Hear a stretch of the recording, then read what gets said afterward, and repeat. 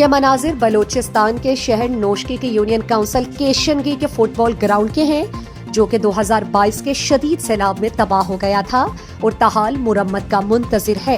حکومتی عدم توجہی کے باعث مقامی کھلاڑی اور بچے اپنی مدداب کے تحت گراؤنڈ کے کھڈے بھرنے میں مصروف ہیں۔ کھلاڑیوں کا کہنا ہے کہ گراؤنڈ میں جگہ جگہ بڑے کھڈے موجود ہیں جو کسی بھی وقت بڑے حادثے کا سبب بن سکتے ہیں۔ ان کا کہنا ہے کہ کھیل کے میدانوں کو آباد رکھنا حکومت کی ذمہ داری ہے، کیونکہ گراؤنڈ کی خرابی کے باعث بچے غیر صحت مند سرگرمیوں کی طرف راغب ہو رہے ہیں۔ مقامی نوجوانوں اور کھلاڑیوں نے وزیر اعلیٰ بلوچستان میر سرفراز بگٹی، صوبائی مشیر کھیل مینا بجید اور ڈپٹی کمشنر نوشکی امجد حسین سومرو سے اپیل کی کہ فٹ بال گراؤنڈ کی جلد از جلد مرمت کی جائے تاکہ وہ اپنے کھیلوں کی سرگرمیاں جاری رکھ سکیں۔